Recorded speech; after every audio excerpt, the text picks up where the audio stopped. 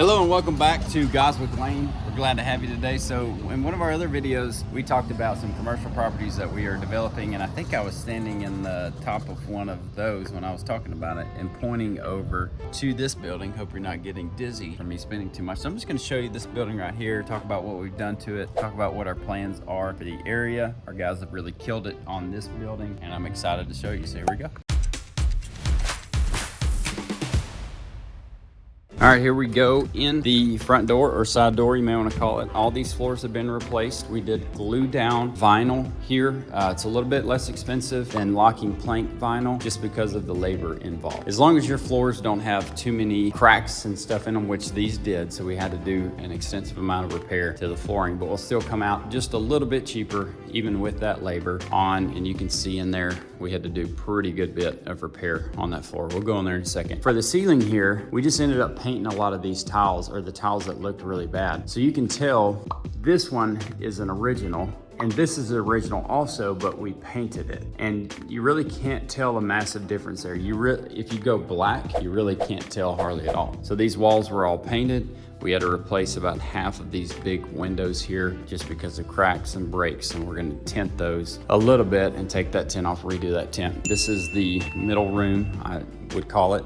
And we did our flooring guy had a cool idea about doing a nice herringbone design in the middle of the floor there with just straight design on the outside. Turned out really well. This was all drywall before, or panel board before, and we just came in and we fixed all this drywall here, the ceiling drywall, that drywall. And when we pulled the panel off of this, look what was exposed. These awesome pieces of wood, or what would you call it? I don't know, shiplap. Some people call it shiplap. And so all we did there was repair a few sections of that, and you can tell that's repaired, and painted over it, redid all this trim. Now this bathroom is still like 70s here, or early 80s. And when working with commercial properties, or any property, you know, we had a limited budget, and so you say, well, why don't you do that? We're gonna clean this up really, really good. Paint that trim there so it looks nice. You know, get all the paint off of here and just see how it looks after that. And when we rent it to somebody, if that's an area of contention, well, that'd be part of the negotiation. Hey, I'll rent it for this much. I'll sign a lease for this many years, but I want the bathroom redone. And there's another bathroom on the back side of that looks exactly the same.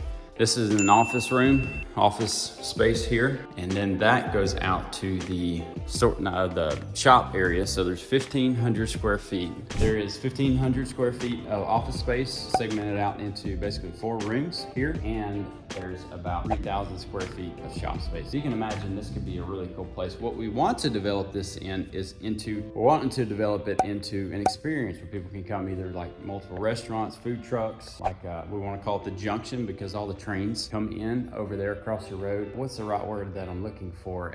We're gonna keep going. This area over here, there's another big shop space over there that's locked up for now. It's just a big empty space. And we'll go in this last room here and talk about the flooring. The word I was looking for is district, a whole district of like cool places to hang out, like a bar with outdoor seating, a little concert venue. We've got an Airbnb on the corner where you can come stay, all kinds of cool stuff. So this last room here, concrete here was all kinds of cracked up. So you see the extensive repair that we've had to do, and this floor needed to be floated in a major way. They're gonna have to do a little bit more work to get this level. And then we have, you know, when we took these walls were actually panels. We took all these panels down. The brick was exposed behind them. How cool is that?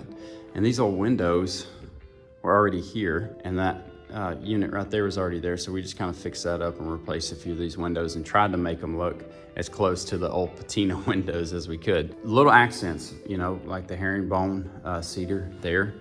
And that'll probably end up getting a light stain on it to take some of the red out. And then we have this herringbone design here. We'll get up a little bit closer here. And this could be a cool accent wall for whatever business comes in here.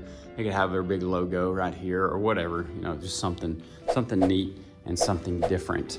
However, there were some unexpected things, and we actually planned pretty well for these unexpected things, but we have, you know, $2,500 more in electrical than we thought we would. We have $2,000 more than we thought we would in plumbing, and we compensated that by saving some money on some of the framing and some of the painting and stuff like that. So always expect the unexpected when you're coming into new properties, new distressed properties. You have things like a water line.